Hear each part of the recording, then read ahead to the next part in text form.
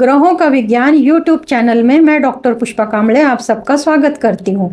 आज मैं आपको कुंडली पढ़ना सीखे के क्रम में पार्ट 30 सिखाना शुरू करती हूँ। आज के पार्ट में सरकारी नौकरी से संबंधित ग्रहों की स्थिति देखेंगे।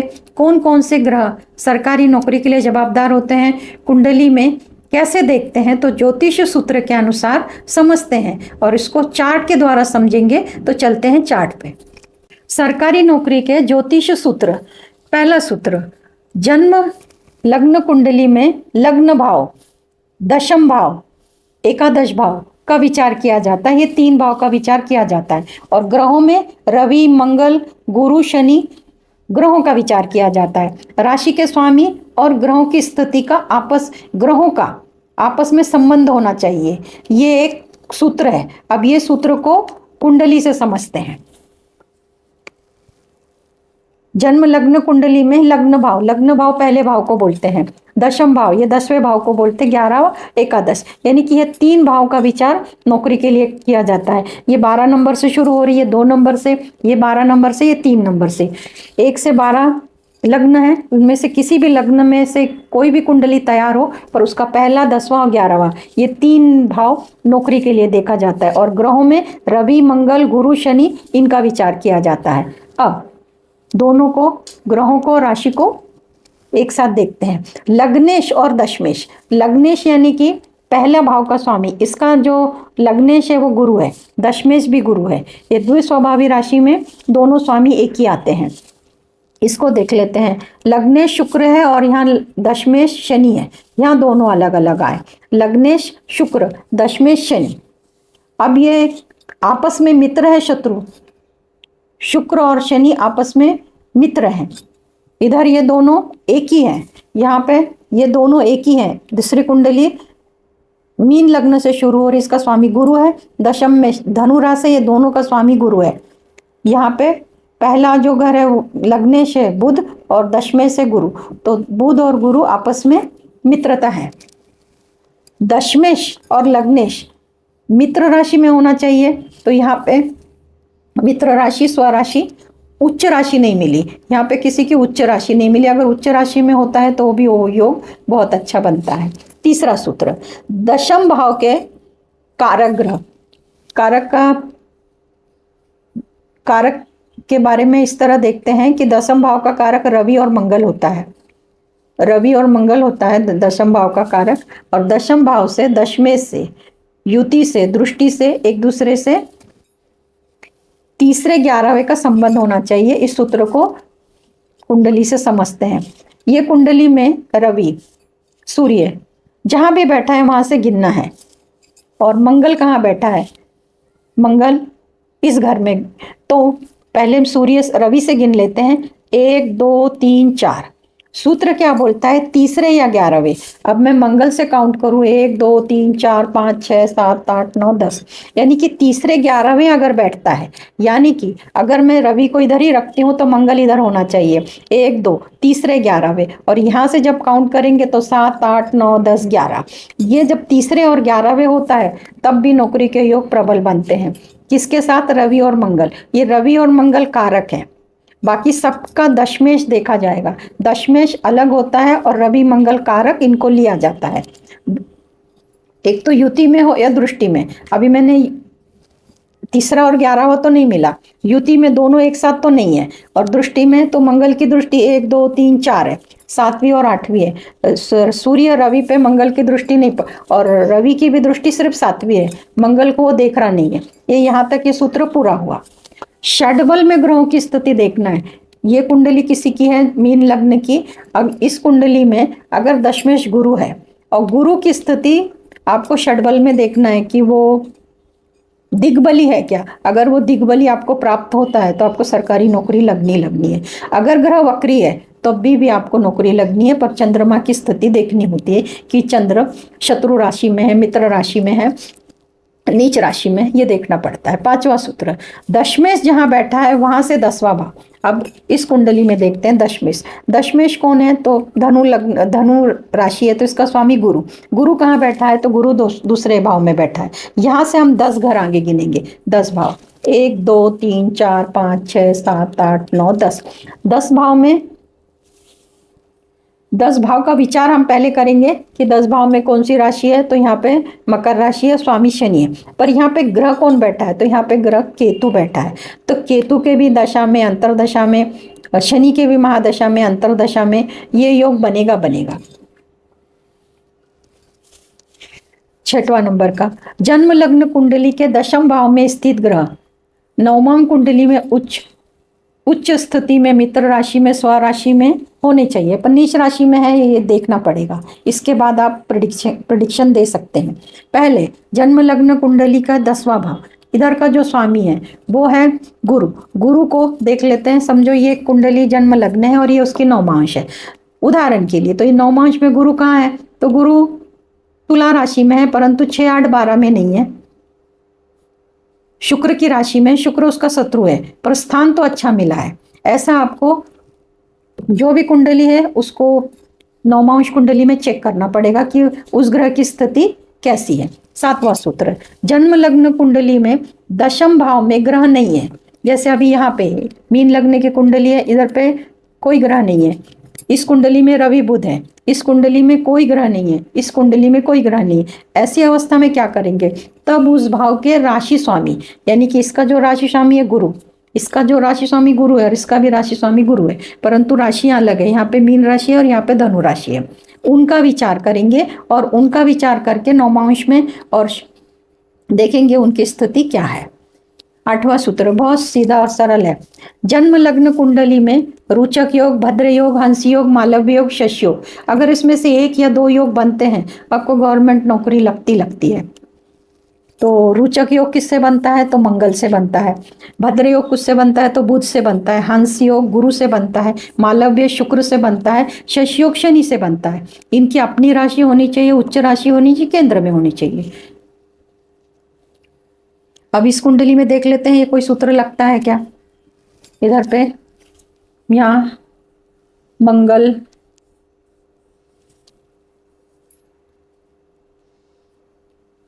इस चारों कुंडली में कोई योग नहीं है।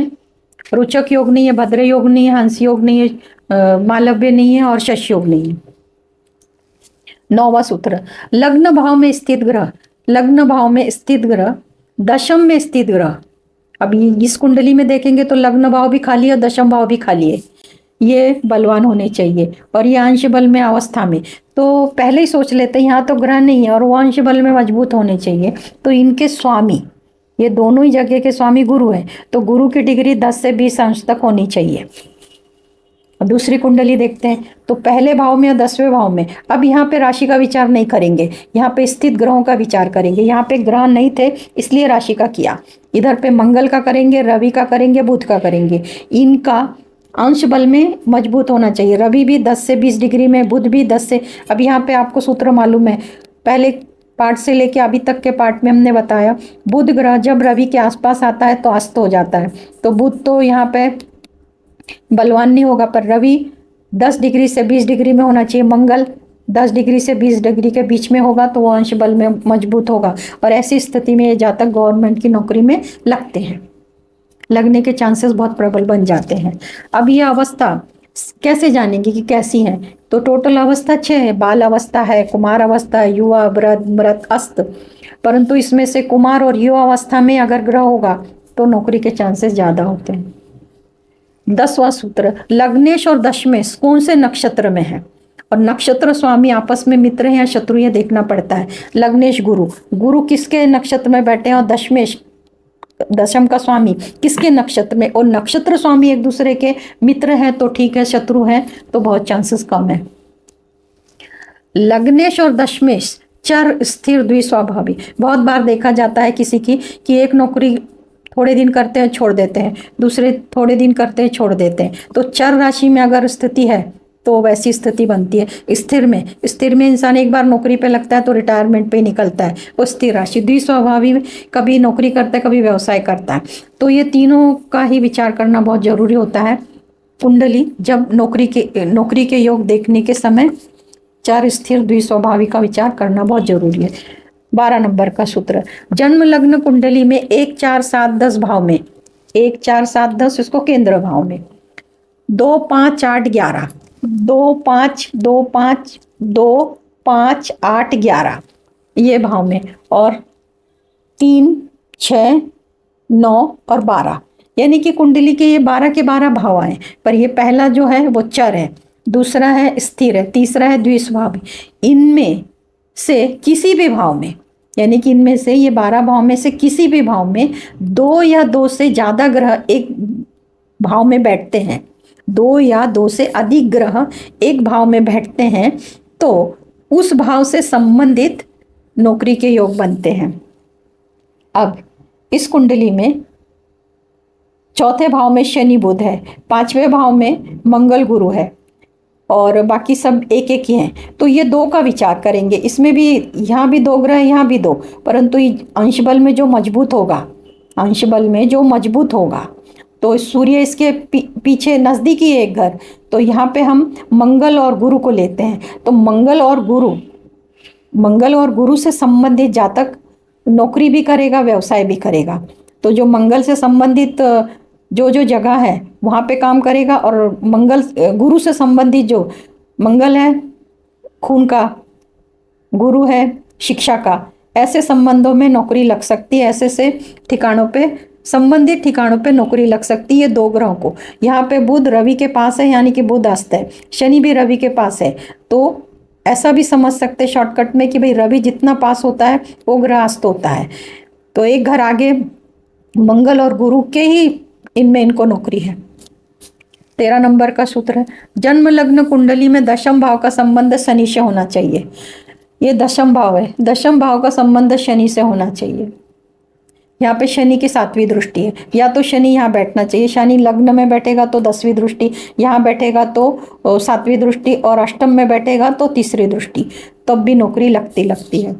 और कारक ग्रह, ये दशम भाव का स्वामी तो गुरु है, पर कारक रवि और मंगल है।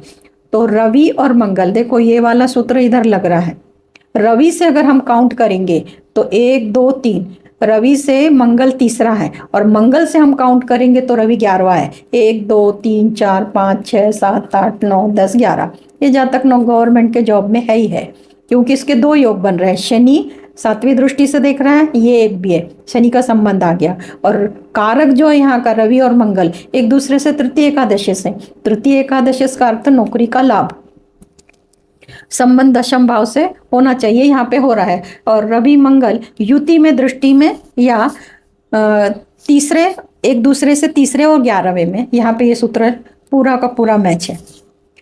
14वां सूत्र, नौकरी कब लगेगी। अब नौकरी कब लगेगी, लग्न भाव में स्थित, यहाँ पे इस पहली कुंडली से समझते, लग्न भाव में स्थित ग्रह की दशा, अंतरदशा। अब इसमें तो नहीं है, इसमें मंगल है, पर इसमें नहीं है तो इसको छोड़ते नहीं जमेगा। इसके राशि स्वामी कौन है, गुरु। तो गुरु की दशा अंतरदशा में, और गोचर का गुरु यहाँ संबंध बनाएगा 10वें से, 11वें से और पहले घर से, तब नौकरी का योग बनेगा। दूसरी कुंडली, पहले मंगल को देखेंगे कि स्थित ग्रह की दशा अंतरदशा में इस जातक को नौकरी लगेगी। वैसे रवि की, बुध की भी अंतरदशा में, महादशा में नौकरी लगेगी, और गोचर से संबंध होगा तब भी लगेगी। स्थित, महादशा, दोनों सूत्र समझ में आ गए कि जहाँ पे ग्रह हैं तो ग्रहों को लेना है, और जहाँ ग्रह नहीं है उनको राशि को लेना है। 15वां, जन्म लग्न कुंडली में जो ग्रह सबसे ज्यादा अंश में यानी डिग्री में होता है, किसी की भी कुंडली हो, कोई तो भी ग्रह सबसे ज्यादा अंश में होता है, चलो एक अंश पे है, 2 अंश पे है, 5 पे है, किसी का 15 पे है, किसी का 28 पे है, 29 पे है, जो ज्यादा डिग्री पे है